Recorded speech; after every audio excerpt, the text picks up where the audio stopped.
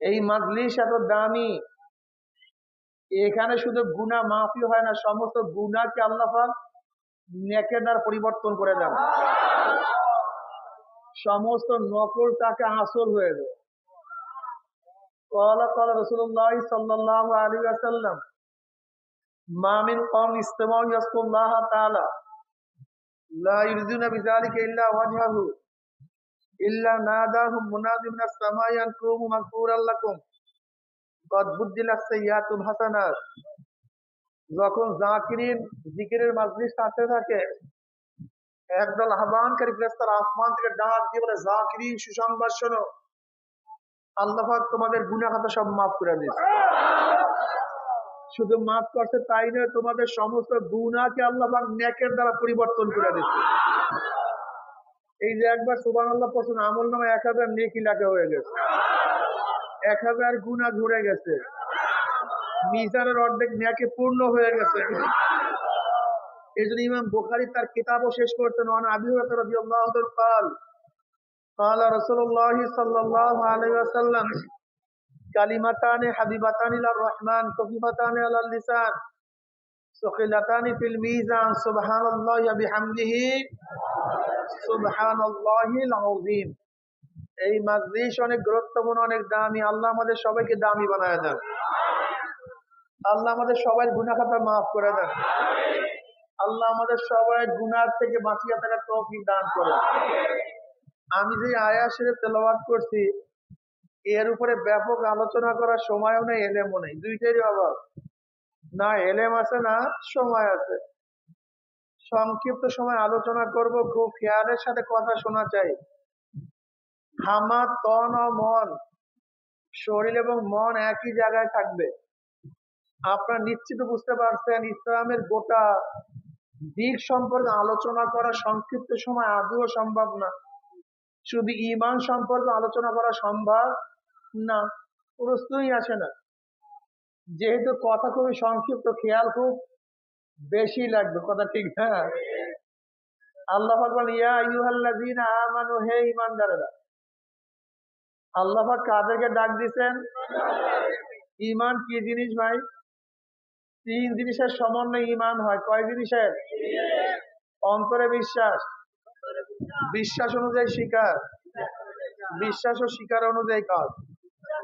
অন্তরে বিশ্বাস অনুযায়ী স্বীকার, আমি যেইভাবে বলবো, বিশ্বাস অনুযায়ী, বিশ্বাস ও স্বীকার অনুযায়ী, এই 3 জিনিসকে কি বলা হয়? মাশাআল্লাহ। 3 জন ইমাম, ইমাম মালিক রাহমাতুল্লাহি আলাইহি, ইমাম শাফিঈ রাহমাতুল্লাহি আলাইহি, ইমাম আহমদ হাম্বল রাহমাতুল্লাহ, এরা বলেন তিনটাই রকম, একটা নাই ঈমান শেষ। ইমাম আযম আবু হানিফা রাহমাতুল্লাহ আলাইহি বলেন 2টা রকম, একটা শর্ত। ইজা ফাতা শাতু ফাতাল মাশরুত, শর্ত পাওয়া না গেলে হুকুমও পাওয়া যায় না। যেরকম আমি বললাম, কেউ যদি স্টেজে আসেন, তাকে টাকা দেওয়া হবে। তার টাকা পাওয়া এবং না পাওয়া কিসের ভিত্তিতে? আসলে টাকা, না আসলে তার শর্ত হলো আসা। শর্ত পাওয়া না গেলে হুকুম টাকা পাওয়া, এইটা পাওয়া যায় না। এর আগে একটা মাসালা বুঝাবো, তাহলে ইমানের মোটামুটি ব্যাখ্যা বুঝবেন। এই মাসালা না বুঝালে বুঝবেন না, একটু বুঝতে কষ্ট হবে। এটা কয় টাকার নোট? 99 জায়গায় মিল আছে, এক জায়গায় মিল নেই। টাকা 2 নম্বর না 1 নম্বর? কয় জায়গায় মিল? দেখছেন, বয়ানের কারোর হুঁশ নেই, কিন্তু কেউ না। কয় জায়গায় মিল নাই? কয় জায়গায়? 2 নম্বর না 1 নম্বর? আল্লাহ, এক জায়গায় মিল না থাকলে 1 নম্বর হয় না, 2 নম্বর হয়ে যায়। বুঝাতে পারিনি। কাদিয়ানের মুসলমানরা কাফের, আস্তে কথা। কাদিয়ানের মুসলমানরা কাফের, ওরা আল্লাহকে মানে না, কোরআন মানে না, আমার নবীকে মানে না।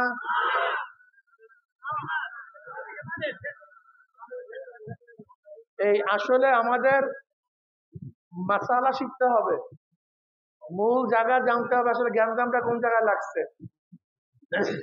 কাদিনে আল্লাহকে মানে, কোরআন নবীকে মানে, মানে না তা না, নবীকে মানে, কিন্তু নবীর একটা গুণ, একটা সিফাত মানে না। নবী নূহ আলাইহিস সালাতু ওয়াস সালাম নবী কিন্তু শেষ নবী না।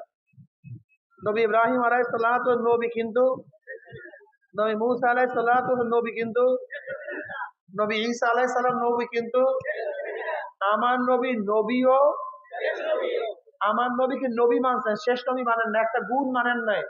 মুমিন না বেঈমান? দেখছেন অবস্থা কোনটা গেল। এইগুলা বুঝলে অনেক সহজ হবে, সামনে বয়ান বুঝতে সহজ লাগবে, নয়তো একটু প্যাচ লাগবে বয়ানের মধ্যে। কথাটা বুঝাতে পারি, একটু কি লাগবে, একটু প্যাচ লাগবে। এই মাসালা যদি হল হয়ে যায়, সামনের বয়ান বুঝতে খুবই সহজ হবে, যে আমাদের সাথে আসলে জ্ঞানটা কোন জায়গায়, ইখতিলাফটা কি, মতনৈক্যটা কোন জায়গায়। কাদিরে আল্লাহকে মানে, কোরআন মানে, নবীকেও মানে, শুধু একটা, সেই গুণটা কি, অর্থাৎ টাকা 99 জায়গায় মিল আছে, এক জায়গায় মিল নাই। 2 নম্বর, 1 নম্বর ইমানের সব জায়গায় মিল থাকতে হয়। যেমন এক ব্যক্তি আল্লাহকে মানে, আল্লাহকে, কিন্তু আল্লাহ পাকের সিফাত খালেক, আল্লাহ পাকের সিফাত কি, তিনি স্রষ্টা, সৃষ্টিকর্তা। একজন আল্লাহকে মানে কিন্তু তিনি স্রষ্টা, এটা মানে না। মুমিন না বেঈমান? এই তো আমি বুঝবেন না মানে, বয়ান তো সহজ কিন্তু আমরা বুঝি না। হিন্দুরা আল্লাহকে মানে কি মানে না? সমস্ত হিন্দুরা আল্লাহকে মানে, কিন্তু আল্লাহ পাকের সমস্ত গুণ মানে না। যেমন তো সমস্ত শক্তির মালিক কে, কিন্তু ওরা বলে না, শক্তি ভাগ হয়ে গেছে। কালী দেবী রাধা কৃষ্ণ সব শক্তির নাম, এক একটা দেবী এক একটা শক্তির নাম। কালীর শক্তি কি, ওদের ভাষা, ওদের ধারণা, ওদের বিশ্বাস, জোলা কলেরা বসন্ত থেকে বাঁচাবার ক্ষমতা কালীর কাছে। বিদ্যা বুদ্ধি দেওয়ার ক্ষমতা সরস্বতীর কাছে। ধনী বানানো এবং নামানোর ক্ষমতা গণেশের কাছে। কার কাছে ভাই? আল্লাহকে মানে কিন্তু কি মানে না, আল্লাহ পাকের সিফাত মানে, গুণ মানে, মানে আল্লাহকে কিন্তু আল্লাহ পাকে, এর জন্য কি হয়ে গেছে, বেঈমান হয়ে গেছে। খ্রিস্টানরা আল্লাহকে মানে কি মানে না, একজন না তিনজন মানে, কিন্তু একজন না তিনজন, কারবার শেষ হয়ে গেছে।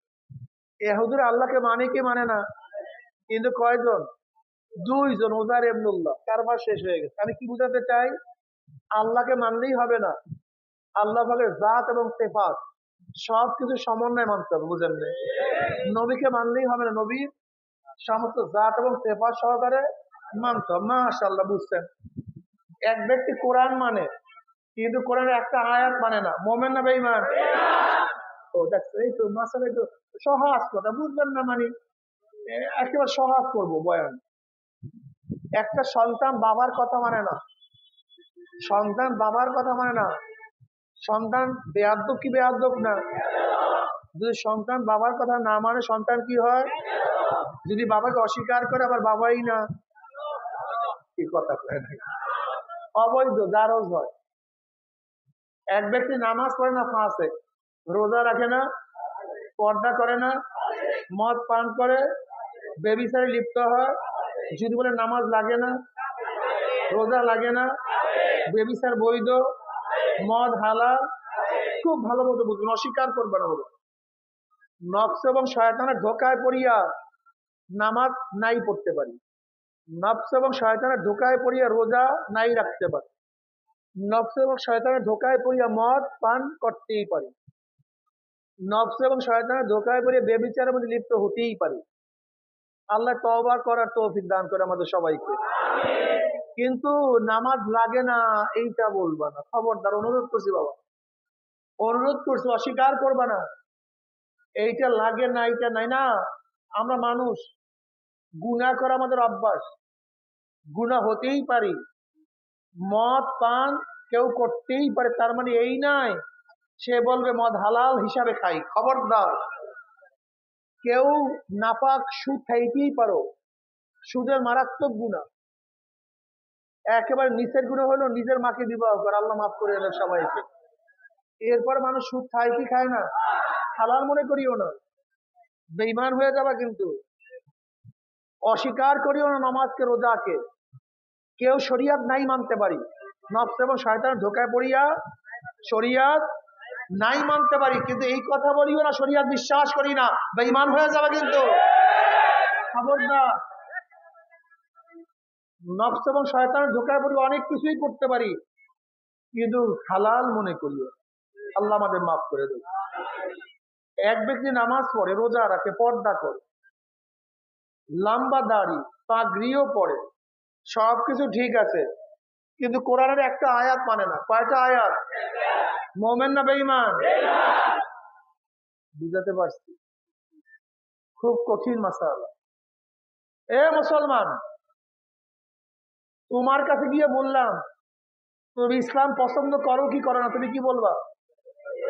যদি বলো করি না, হ্যাঁ, আমি তোমাকে বললাম তুমি কোরআন ও সুন্নাহ মানো কি মানো না, কি বলবা? যদি বলো মানি না, খবরদার। আমি তোমার কাছে গিয়ে প্রশ্ন করলাম আল্লাহর নবীকে নেতা মানো কি মানো না, তুমি কি বলবা? যদি বলো মানি না, আল্লাহ আমাদের মাফ করে দেন। আজকে আমাদের সবকিছু ধ্বংস করে মতো লোভ। লোভ এত মারাত্মক জিনিস, এই লোভের কারণে হাজারো মানুষ বেঈমান হয়ে যাইতেছে, ঈমান আনতে পারতেছে না, হক বুঝিয়ে হককে গ্রহণ করতে পারতেছে না। বিশ্বাস হয় না? আল্লাহ পাক নিজেই কালামে পাকের মধ্যে ইয়ারিফুনাহু কামা ইয়ারিফুনা আবনাআহুম। হে নবী, আপনাকে কাফেররা চিনে, ওই আবু জাহাল, উতবা, সায়বা, আবু লাহাব আপনাকে চিনে যেইভাবে তার সন্তানদেরকে চিনে। বাবা যেরকম সন্তানকে চিনতে ভুল করে না, ঠিক তদ্রূপ আপনাকে তারা নবী হিসাবে চিনতে ভুল করে নাই। ওরা চিনে, কিন্তু তারপরও মানে না কেন? এইটা বুঝাই, এই মাসালাটা বুঝে, এই মাসালা বুঝাবার আগে একটা ঘটনা জানতে হবে, কোরআনের ঘটনা। কি আপনাদের খারাপ লাগতেছে না? সুলাইমান নবীন আলাইহিস সালাতু ওয়াস সালামের সাথে হুদুদ পাখি থাকতো। কি পাখি ভাই? হুদুদ পাখি। হুদুদ পাখির ঘটনা কোরআনে আসছে। হুদুদের গুণ হলো সে মাটির নিচে পানি দেখতে পারত। মরুভূমির মধ্যে কোন জায়গায় পানি আছে এটা হুদুদ পাখি দেখতে পারত। কাউরা বলতেছে হুদুদ তোমার মধ্যে এই গুণ নাই। তাহলে বুঝলা কিভাবে আমার মধ্যে এই গুণ নাই? তাহলে তুমি যদি মাটির নিচে পানি দেখো, তোমার জন্য যে ফাঁদ পাতা হয়েছে, কি পাতা হয়েছে? যে ফাঁদের মধ্যে তোমার গলার মধ্যে রশি লাগে, গলার ফাঁক পড়ে, সেই ফাঁদের মধ্যে পড়ো কেন? সেই ফাঁক তুমি দেখো না? মাতালা মারা হাইজলিমের জায়গা পাও না। তুমি মাটির নিচের পানি দেখো, আর উপরে মাটির উপরে যে ফাঁদ পাতা হয়েছে সেই ফাঁদ কি দেখো না? হাইজলিমি করতেছো, মিথ্যা কথা বলতেছো। এবার হুদুদের জবাবটা কিয়ামত পর্যন্ত মনে রাখবেন, বলবেন না। চমৎকার জবাব দিচ্ছে, যে জবাব মনে রাখার মতো। হাজারো নসিহাতের এক নসিহাত হুদুদের, কোটি নসিহাতের এক নসিহাত হুদুদের। হুদুদ বলতেছে তকদীরের মামলা, এটা আল্লাহ পাকের ইচ্ছা। কিন্তু শোনো, আসলে বাস্তব কথা কি শোনো, যখন আমার মধ্যে লোভ থাকে না, কি থাকে না, তখন আমি মাটির নিচে পানি দেখি। কিন্তু যখন পুঁটি মাছের লোভ আমার মধ্যে চলে আসে, কোন মাছে? ওই পুঁটি মাছের লোভ যখন আমার মধ্যে চলে আসে, আমি অন্ধ হয়ে যাই, আমার কিছু মনে থাকে না। কোন মাছের লোভ? নিজের গলায় ফাঁস পড়বে, মনে যখন লোভ থাকে না, অনেক কিছু দেখি, লোভ আসলে অন্ধ হয়ে যায়। কয়েকদিন আগে বাংলাদেশে যে ঘটনা ঘটছে, 1 বছর 1.5 বছর আগে, মানুষের অনেক কিছু বোঝার উচিত ছিল, জানার, কিন্তু আমরা কিছু শিখছি। কারণটা কি? লোভ, ক্ষমতার লোভ, অর্থের লোভ আমাদেরকে অন্ধ করিয়া ফেলে। চুরি খারাপ, চোরও জানে। ডাকাতি খারাপ, কথা বলেন, এরপরে করে কেন? ওই অর্থের লোভ। বিশ্বাস হয় না রে পাগল।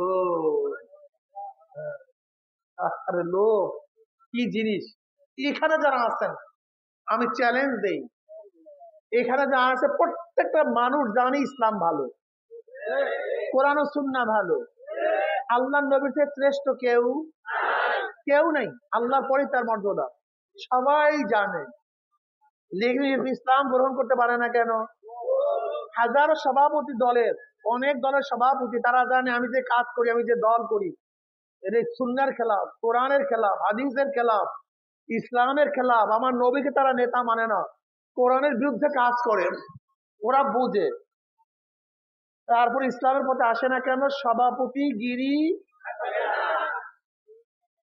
দেখছেন, মাত্র সভাপতি ওয়ার্ডের, এর জন্য হক বোঝার পরেও কথা কয় না। আচ্ছা বলেন তো, ওয়ার্ডের সভাপতি লোভে যদি হক বোঝার পরেও সত্য গ্রহণ করতে না পারে, ওই ব্যক্তি যদি ইউনিয়নের সভাপতি হইতো, তাহলে হক কবুল করা সহজের জন্য আরো কঠিন হইতো।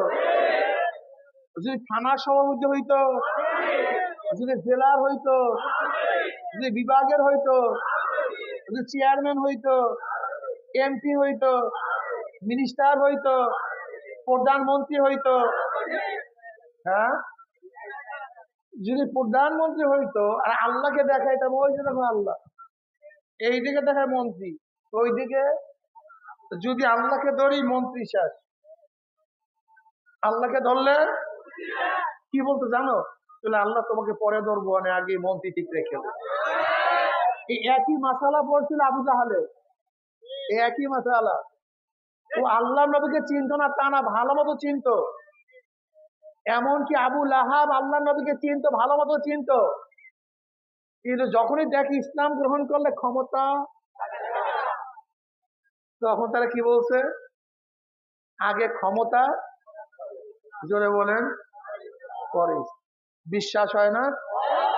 আজকে আপনাদের এলাকার যারা ইসলামের বাহিরে রাজনীতি করে, ওদের কলবে আগ দিবেন ধাম কইরা, এরকম, ভাই তুই বলতো আসলে তোরা ভালো কাজ করো না খারাপ কাজ করো? ও কি বলবো জানেন? বলবি আসলে তোরাই ভালো, আমরা তোমরা বুঝোস না, আমরা বুঝোস না।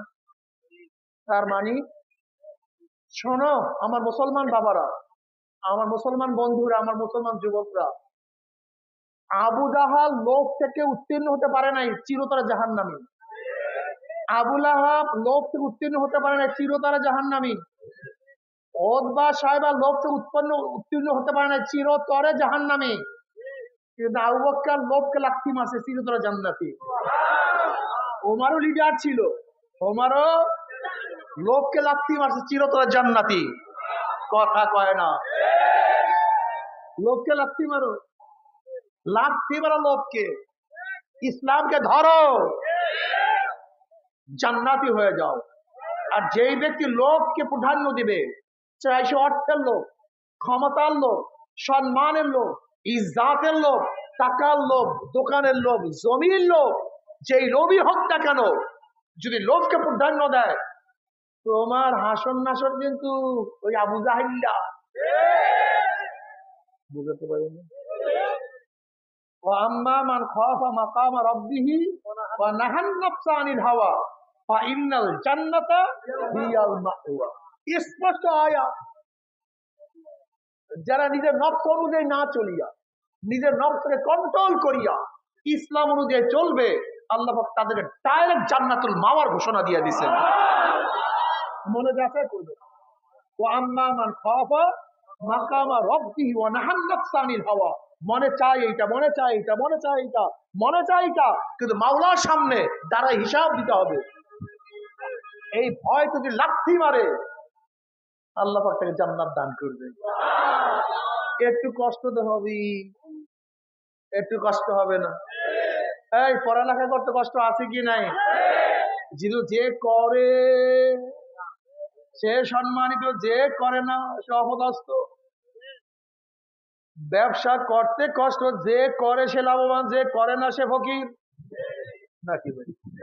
বুঝতে পারি। কোরআন ও সুন্নাহ অনুযায়ী চলতে একটু সাধনা লাগবে, যে সাধনা করবে সে কামিয়াব হয়ে যাবে, যে সাধনা করবে সে করবে না, সে কোনোদিন কামিয়াব হতে পারবে না। তুমি কেন বুঝো না? জেলখানায় যাইতে কোনো কষ্ট লাগে না, কিন্তু বালাখানায় উঠতে হাজারো সাধনা করার দরকার।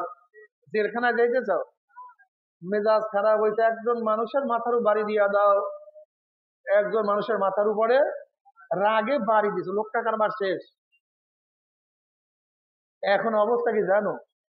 সিআইডি, ডিবিএনএসআই, পুলিশ, গোটা প্রশাসন তোমার পিছনে লাগিয়া গেছে।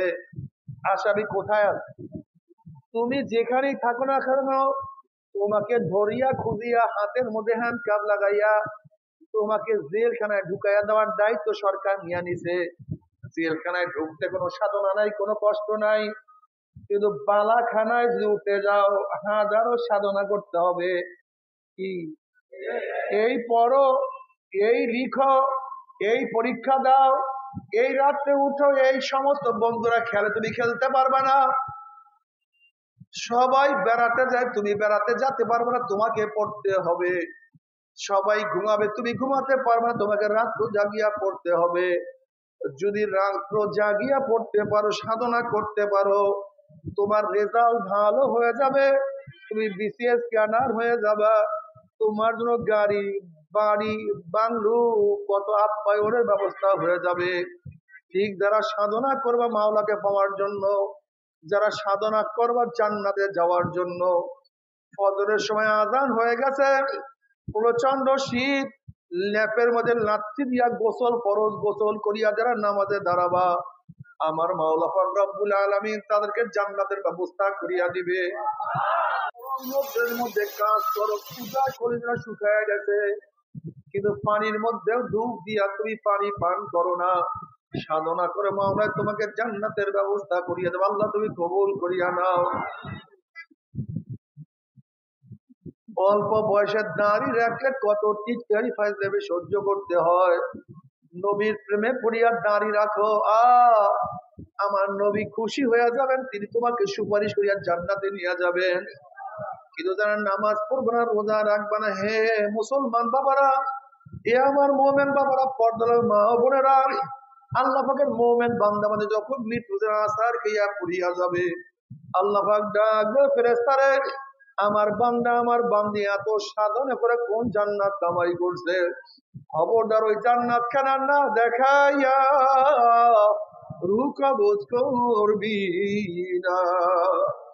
আল্লাহ পাকের মুমিন বান্দা বলে যখন মৃত্যুতে আসার খেয়া পড়িয়া যাবে, হঠাৎ স্বপ্নের মধ্যে দেখতে পারে জান্নাতের দরজাগুলি টাস টাস করিয়া খুলিয়া গেছে, জান্নাতের হুর গিলমানরা জাওয়াহিরের মালা নিয়ে দাঁড়ায় রইছে, বলবে আল্লাহ তাখাফু ওয়ালা তাহজানু ওয়া আবশিরু বিল জান্নাতিল্লাতী কুনতুম তুআদুন।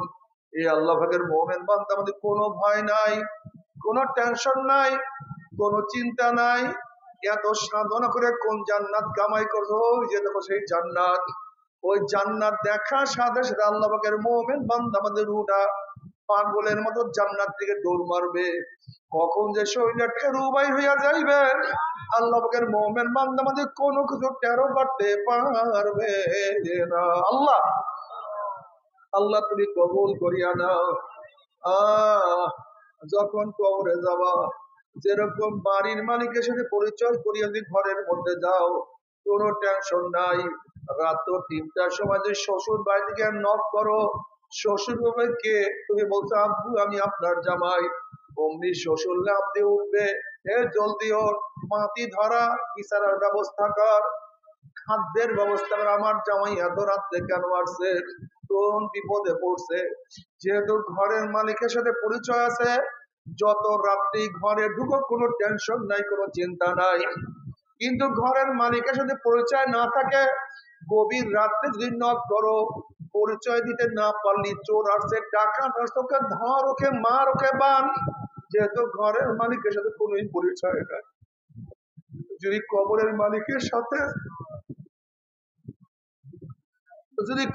মালিকের সাথে পরিচয় করিয়া কবরে যাইতেই পারো, কবরের মালিক বলবে ফেরেশতারে আমার বন্ধু আসছে, আমার দোস্ত আসছে,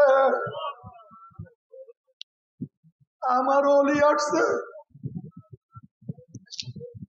আমার বন্ধুর শরীরের মধ্যে জান্নাতের পোশাক লাগাইয়া দে, জান্নাতের বিছানা বিছাইয়া দে, জান্নাতের নাচ নিয়ে মধ্যে তোরা গোটা কবরটাকে ভরিয়ে দে। আল্লাহ আল্লাহ তুমি কবুল করিয়া নাও।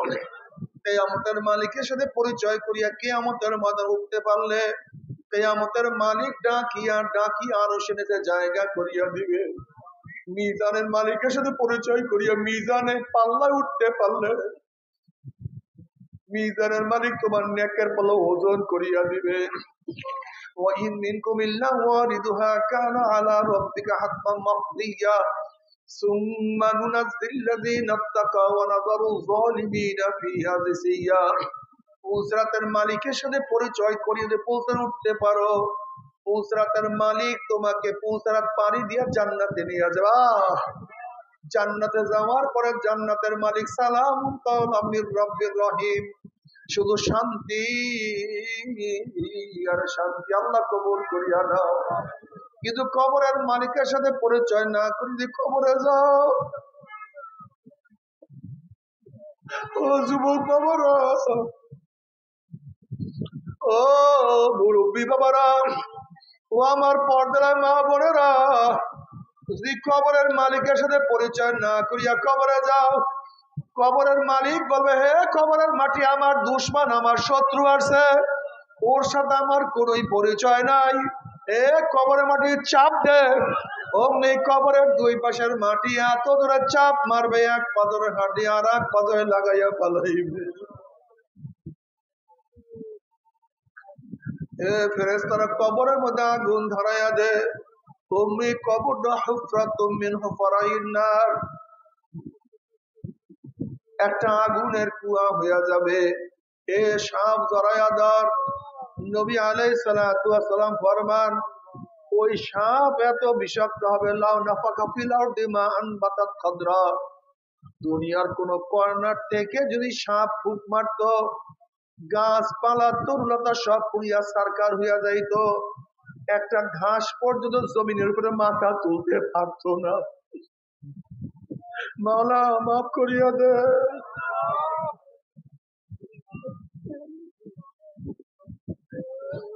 আল্লাহ সবাইকে ক্ষমা করিয়া দে, সবাইকে ক্ষমা করিয়া দে। ও বাবা রে,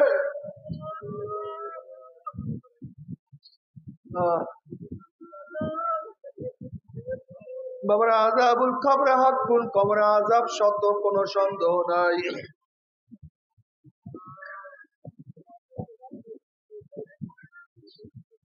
আমি একবার খুলনায় মাহফিলে গেলাম, এক ব্যক্তি তার ছেলেকে নিয়ে আমার কাছে আসছে, আসিয়া বলছে, হুজুর আমার ছেলেটা হাফেজ, দেখেন আমার ছেলেটা কি বলে।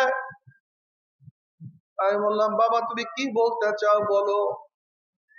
তখন ছেলেটা বলে, হুজুর আমার বাড়ির সামনে একটা কবর, আমি যখন মাগরিবের পরে ঘরের থেকে নামলাম, হঠাৎ যখন কবরের দিকে আমি চক্ষু দিলাম, নজর করলাম, দেখি কবরের মধ্যে আগুন,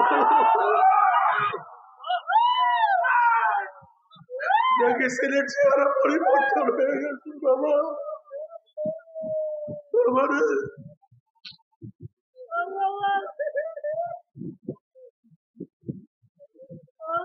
বুখারীর মধ্যে রওয়ায়াত আছে, আসমা বিন আবু বকর রাদিয়াল্লাহু আনহুমা রওয়ায়াত করেন,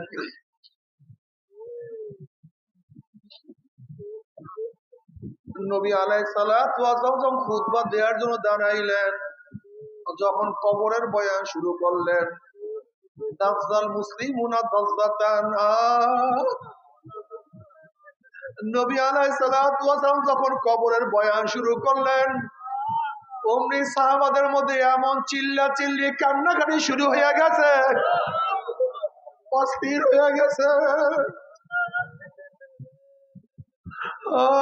আমাদের ইমান তো এত দুর্বল, ইমান এত দুর্বল।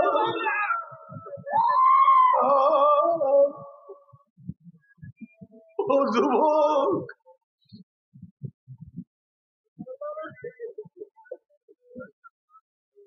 বাবারে, ও আমার মা বোনেরা,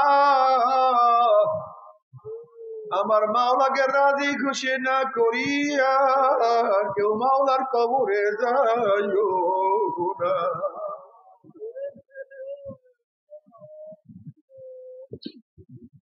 বাবারে, কি কি বলবো জানি না। আল্লাহ তুমি আমাকে মাফ করিয়া দাও। আল্লাহ আমাকে গুনার থেকে বাঁচিয়া থাকার তৌফিক দিয়া দাও। আল্লাহ আমাদের সবাইকে মাফ করিয়া দাও। বাবারে, নবী ইব্রাহিম আলাইহিস সালাম মাঝে মাঝে মাওলার ভয়ে বেহুশ হইয়া পড়িয়া যাইতেন। মাঝে মাঝে মাওলার ভয় কলিজার মধ্যে এমন কম্পন শুরু হইয়া যাইত, অনেক দূরের থেকে আওয়াজ পাওয়া যাইত। আল্লাহ পাক জিবরাইলকে বললেন, যাও জিবরাইল, আমার খলিলের কাছে সালাম পৌঁছাও এবং প্রশ্ন করো কোন বন্ধু কি বন্ধুর ভয়তে বেহুশ হইতে পারে নাকি? সে তো আমার বন্ধু, সে আমার ভয় কেন বেহুশ হইয়া যায়? জিবরাইল আলাইহিস সালাম নবী ইব্রাহিম আলাইহিস সালামের আল্লাহর তরফ থেকে সালাম পৌঁছাইলেন এবং জিবরাইল আলাইহিস সালাম বললেন, আল্লাহ পাক নিজেই প্রশ্ন করছে, কোন কি বন্ধু বন্ধুর ভয়তে বেহুশ হইতে পারে নাকি?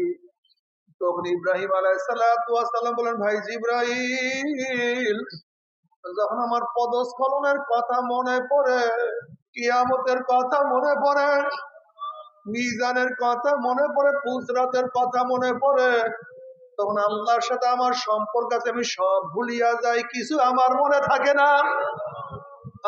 তারা মাওলাকে কত ভয় করতেন। হাসান বসরি রহমাতুল্লাহ আলাইহি জলিল কদর তাবী ছিলেন, বহুত বড় মুহাদ্দিস ছিলেন, বহুত বড় আবেদ ছিলেন, মুস্তাহিদ ছিলেন। আমাদের তরিকার সমস্ত নিসবত যার পর্যন্ত গিয়া পৌঁছে এই হাসান বসরি রহমাতুল্লাহ আলাইহি, যাকে উমর ইবনে খাত্তাব রাদিয়াল্লাহু তাআলা তাহদিক করাইছেন, আসমা রাদিয়াল্লাহু আনহার ঘরের মধ্যে যে লালিত পালিত হইছে, এত উঁচা দরজার, এত উঁচা দরজার বুজুর্গ, এত উঁচা দরজার তাবি, এত উঁচা দরজার মুহাদ্দিস, এত উঁচা দরজার আবেদ,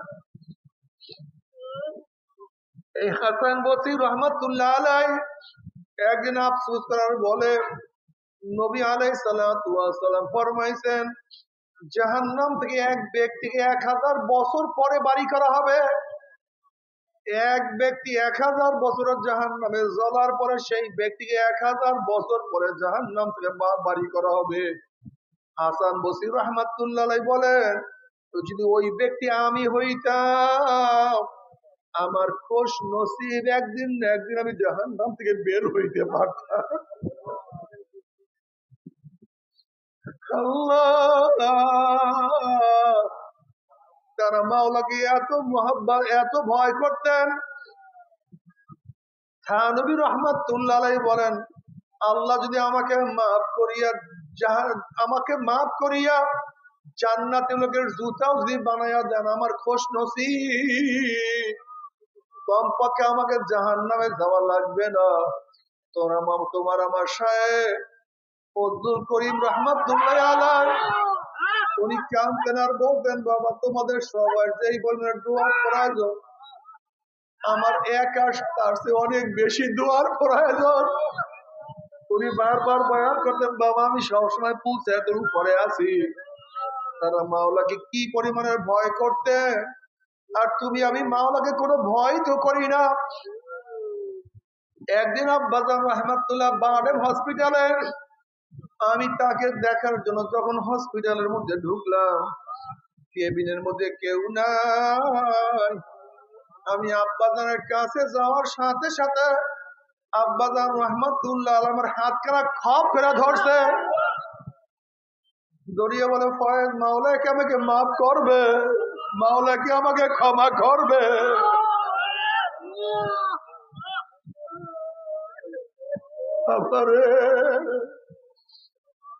আমি বললাম, আব্বাজান জীবনে আপনার স্নেহ মোহাব্বত ঠিক মতো পাই নাই, সারা বছর দিনের কাজে ব্যস্ত ছিলেন। যদি আল্লাহ আপনাদেরকে মাফ না করে কাকে মাফ করবে?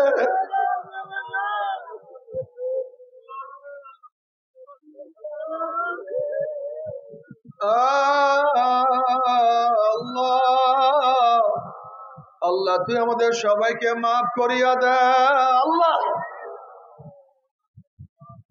আমার যুবক বাবারা, মুরব্বী বাবারা, আজকের থেকে ওয়াদা করো, মন আমি নামাজ আর কাজা করবো না। ওরে মন, আমি মাওলাকে বাদ দিয়ে অন্য কাউকে মানবো না। আমি নবীর সুন্নাহ ছাড়বো না। মনকে বুঝাও।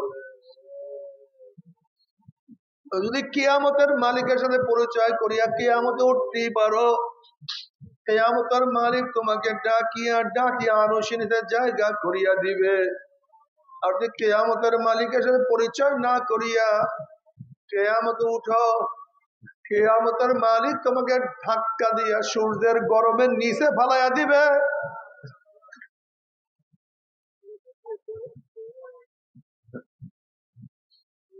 পুলসরাতের মালিকের সাথে পরিচয় করিয়া পুলতে উঠতে বলে পুলসরাত পাড়ি দিয়া চলিয়া যাবা।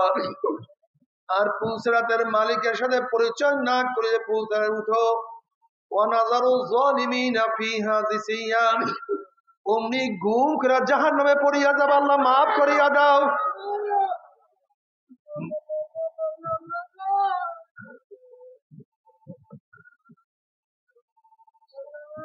তুমি কি জানো কত পাথর আমি মাওলার ভয়ে কানতে কাঁদে নহর জারি করিয়া ফেলাইছে। নবী মুসা আলাইহিস সালাম একদিন এক জায়গা থেকে রওনা করছে, দেখে একটা পাথর কান্দে। নবী মুসা আলাইহিস সালাম বলেন, পাথর কেন কান্দো? তাহলে আল্লাহ পাক জাহান্নামকে মানুষ এবং পাথর দিয়া জ্বালাইবা, কুদুহান নাস ওয়াল হিজারা। ওই মাওলার ভয়ে কান্নাকাটি করতে আসি। আপনি আল্লাহর কাছে দোয়া করেন, মাওলা তোমাকে মাফ করিয়া দেয়। নবী মুসা আলাইহিস সালাম বলেন, মালিক এই পাথর তোমার ভয়ে কান্দে, তুমি তাকে মাফ করিয়া দাও।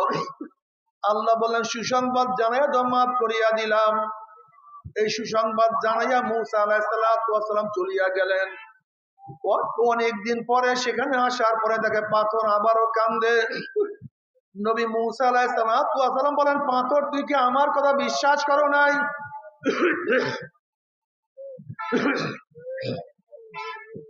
মাওলা তোকে মাফ করিয়া তুই কি বিশ্বাস করো নাই? পাথর বলছে, আমি বিশ্বাস করছি, তাহলে আবারও কেন কান্দো? তখন পাথর বলে, আল্লাহ নবী মুসা, যদি আমি না কান্দতাম আমার দিকে আপনি লক্ষ্য করতেন না, মাওলা আমাকে মাফও করতো না। আর আমি না কানলে মাওলায় মাফও করতো না। যেই কান্না রুসিলে মাওলায় আমাকে মাফ করিয়া দিছে, ওই কান্না আমি আর কোনোদিনও ছাড়বো না। আল্লাহ, বাবা তুমি কেন বিশ্বাস করো না? যারা আল্লাহওয়ালা তারা সবসময় নেকের মধ্যে লিপ্ত, তাদের চোখেই বেশি পানি। আর আমরা এত গুনাহগার, কিন্তু আমাদের চোখে কেন পানি নাই? আল্লাহ আমাদের কপাল পুড়িয়া গেছে, আর কিছু না, আর কিছু না। তবে মোমেন মুসলমান বলতে সবাইরই মনে চায় গুনার থেকে ফিরিয়া নেক আমল করিয়া মাওলার জান্নাত, কিন্তু সবাইরই যাইতে মনে চায়। গুনাহ নিয়া মাওলার জাহান্নামে কাউরে কিন্তু যাইতে মনে চায় না। কিন্তু কেনই বা আমরা নেক আমল করতে পারি না? কেনই বা গুনার কাম ছাড়তে পারি না? এর মূল কারণ হলো আপনার এবং আমার পিছনে নফস এবং শয়তান লাগিয়া রয়েছে। এই নফস এবং শয়তান থেকে ফেরার জন্য যে কোনো একজন হক্কানি আল্লাহর ওলির হাতে হাত দিতে হবে রে বাবা। খবরদার, বর্তমান জমানায় পীর মুরিদের ভেজাল, ব্যবসা, দলাদলি, হিংসা, হাসাদে পরিণত হয়ে গেছে। সমস্ত আল্লাহর ওলির একমত, যেই পীরের 5 জন মুরিদের মধ্যে কমপক্ষে 3 জনকে দেখবেন আলহামদুলিল্লাহ সুন্নাত মুআফিক আমল আখলাক মজবুত হয়ে যাইতে আছে, গুনার কাম ছাড়তে আছে, নেকের আমল ধরতে আছে, কলব নরম হইয়া চোখে পানি আসতে আছে। বিখ্যাত নাম কি, ফলে পরিচয়। আমি চরমোনাই বুঝি না, চরমোনার দাওয়াত, প্রশংসা, প্রচার প্রসার করার জন্য আসি না রে বাবা। চরমোনাই যাওয়ার তোমার কোনো দরকার নাই, কোনো দরকার নাই, কোনো দরকার নাই। ইজার কাছে গিয়া পারো গুনার কাম সারো নেকরামল ধরো, কলম নরম করিয়া চোখে পানি নিয়া মাওলার কবরে যাইও। যেরকম দুনিয়ার ঘরে আগুন লাগলে পানি ছাড়া নিবানো যায় না, ঠিক তদ্রুপ তোমার এবং আমার গুনার দ্বারা যেই জাহান নামের আগুন জ্বলিয়া উঠছে, চোখের পানি ওঠার কিন্তু জাহান নামের আগুন নিবানো সম্ভব না। কাজী বাবা আমার জন্য দোয়া চাই, আমিও দোয়া করি, সবাই সবার জন্য প্রাণ খুলিয়া দোয়া করো, যেন কিয়ামতের ময়দানে গলাগলি বাঁধিয়া মাওলা একসাথে জান্নাতে যাওয়ার তৌফিক দিয়া দেয়। আল্লাহুম্মা আমিন। ও আমার পর্দার মা বোনেরা, দুই হাত তুলিয়া মাওলার ডোবে কান্দ।